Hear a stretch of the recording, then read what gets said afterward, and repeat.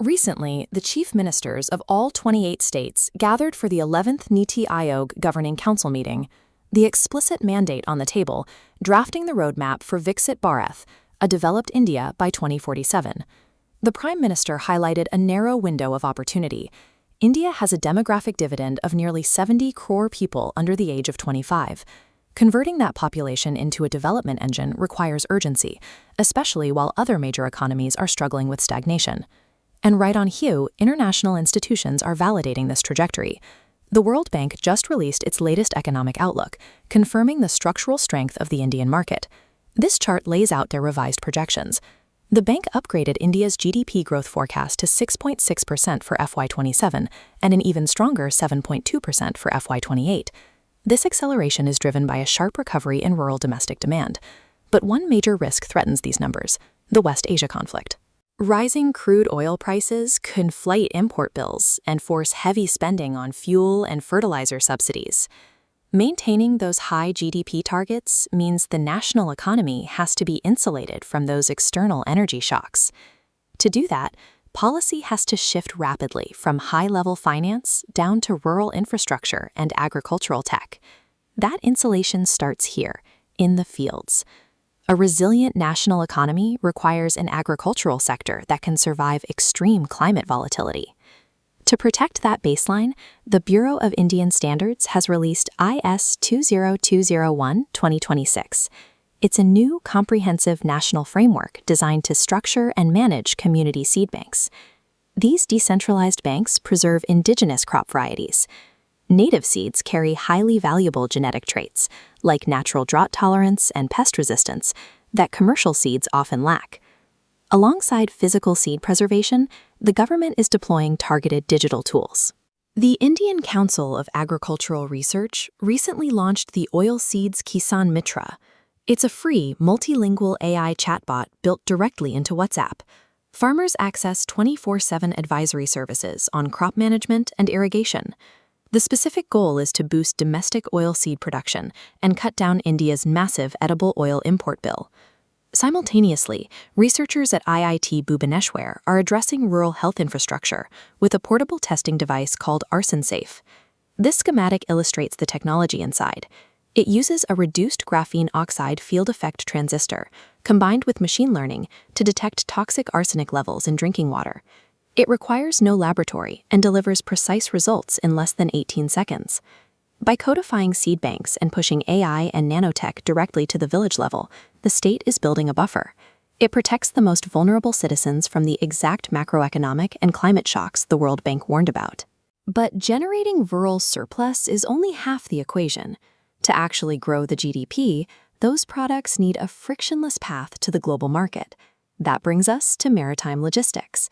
The Jawaharlal Nehru Port Authority just climbed to the 22nd position worldwide in the latest Container Port Performance Index, making it India's most efficient container handler. To fill those shipping containers, states are aggressively targeting industrial expansion. Invest India and Invest UP have formalized a strategic partnership, specifically geared to convert foreign direct investment commitments into operational manufacturing sites in Uttar Pradesh.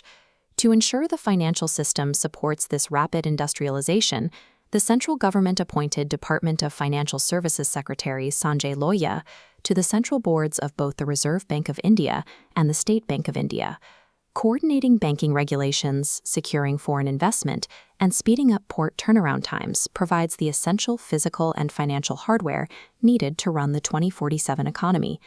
As that domestic infrastructure hardens, India is converting its digital platforms into diplomatic leverage by exporting digital public infrastructure abroad. This map tracks the newest expansion. India has operationalized a cross-border remittance service directly linking India's UPI with Nepal's National Payments Interface for real-time peer-to-peer money transfers. This kind of regional economic integration translates into serious global capital. Ahead of the 2026 G7 summit, France formally identified India as a top strategic priority, aiming to deepen defense and civil nuclear cooperation. Simultaneously, the Ministry of External Affairs appointed Rudra Gaurav Shrestha as the new ambassador to Turkey, positioning a highly experienced diplomat at the crossroads of Europe and West Asia. Strong GDP growth and innovative public tech are domestic achievements, but they are also the currency India uses to negotiate at the highest geopolitical tables. For anyone preparing for the civil services, tracking this macro narrative is crucial, but you also have to master the specific data points that define this week's current affairs landscape. Start with international metrics. The 2026 Global Peace Index ranks Iceland as the world's safest country for the 19th consecutive year, while India places 127th out of 163 nations. In space technology, the U.S. operationalized Solar One. Positioned at the L1 Lagrange point, the satellite provides continuous monitoring of coronal mass ejections to protect Earth's electrical grids. Down in the deep ocean, an international expedition made a massive paleontological discovery, a 1,200-kilometer-long whale graveyard in the southeastern Indian Ocean, holding fossils up to 5.3 million years old. And in the judiciary, the Supreme Court delivered a landmark ruling. For the purpose of motor accident compensation, the court fixed a notional monthly income of 30,000 rupees for homemakers, formally recognizing the economic value of unpaid domestic care. A modern administrator has to connect all these dots.